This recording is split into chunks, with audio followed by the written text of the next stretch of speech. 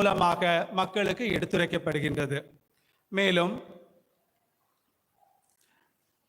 நம்மளுடைய கத்தோலிக்க திருச்சபையில் 3 சபைகள் உள்ளன.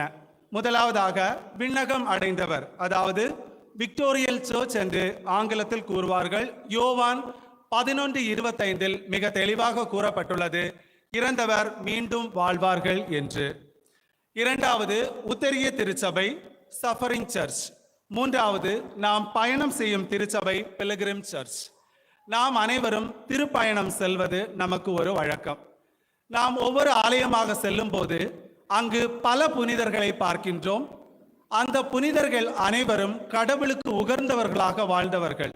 அவர்கள் கடவுளுடைய படிப்பினைகளையும் போதனைகளையும் கேட்டவர்கள், அவருடன் இருந்தவர்கள். அவர்கள் சாதாரண மனிதர்கள் அல்ல. ஏனென்றால் நாம் சாதாரண மனிதர்கள். நாம் இறந்துவிட்டால் நம்மளுடைய உடலின் நிலை என்னவாகும்? ஓரிரு நாட்களில் அதனுடைய நிலை உங்களுக்கே தெரியும். ஆனால் புனிதர்களுடைய நிலை அப்படி அல்ல. அதற்கு எடுத்துக்காட்டாகத்தான் சவேரியாரின் அழியாத உடல், அந்தோணியாரின் நாக்கு, வின்சென்டே பால் அவரின் இதயம், இன்னும் பற்பல நாம் அடுக்கிக் கொண்டே போகலாம். இவ்வாறு தான் புனிதர்களுடைய வாழ்க்கை வரலாறு இருந்தது. இப்போது நாம் அவர்களுக்கு வணக்கம் செலுத்தும் போது அவர்களுடைய விசுவாச வாழ்க்கையை நாம் நினைவு கூறுகின்றோம். அவர்களுடைய உடலின் பாகங்கள் திருப்பண்டங்களாக காக்கப்படுகின்றன. நாம் அவர்களிடம் மன்றாடும் போது நமக்கு குணம் அளிக்கப்படுகின்றது என்பதுதான் உண்மை.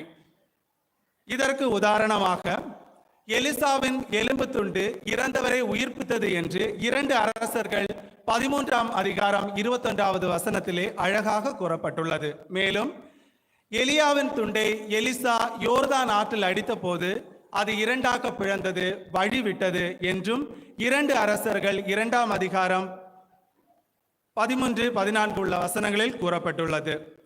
மீண்டும் புதிய ஏற்பாட்டில் பவுலின் கைக்குட்டையை தொட்டவர் சுகம் பெற்றார் என்று திருத்தூதர் பணி 19ஆம் அதிகாரம் 11வது இறைவசனத்திலே கூறப்பட்டுள்ளது.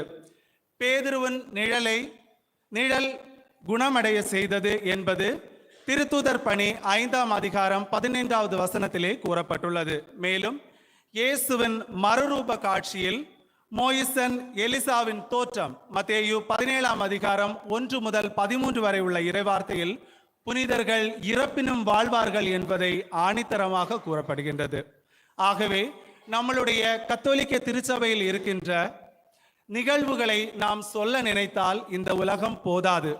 இயேசுவின் போதனைகளை நாம் எழுத நினைத்தால் இந்த உலகத்தில் இருக்கின்ற ஏடுகள் போதாது. ஆகவே இன்னும் நம்மளுடைய சகோதரி அவர்கள் பேசினார்கள், நம்மளுடைய ஆலயத்தில் செய்வது சிலை வழிபாடு என்று. நான் ஒரு கருத்தினை மட்டும் கூறி என்னுடைய உரையை முடிக்கிறேன். இப்போது இந்த மாதத்திலே நமக்கு தவக்காலம் ஆரம்பமாகும். தவக்காலம் ஆரம்பமாகும் போது அதன் முதல் நாளாக நாம் சாம்பல் புதனை கொண்டாடுகின்றோம்.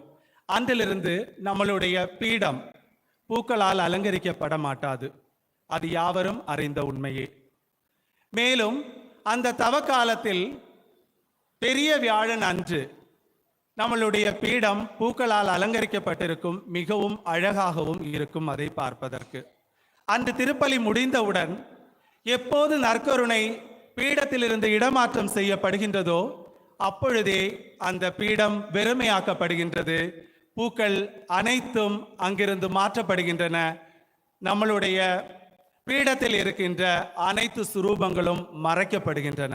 இதுதான் உண்மை. நம்மளுடைய ஆலயத்தினும் மணிகளும் ஒலிக்காது. மீண்டும் நம்மளுடைய நற்கருணை எப்போது பேழைக்குள் செல்கின்றதோ, அதாவது நாம் உயிர்ப்பு திருப்பலியை கொண்டாடும் போதுதான் நம்மளுடைய ஆலய மணிகள் மீண்டும் ஒலிக்கும். இதிலிருந்து நம்மளுடைய எதிரணியினருக்கு புரிந்திருக்கும் நம்மளுடைய கத்தோலிக்க திருச்சபையின் வழிபாட்டின் முறை.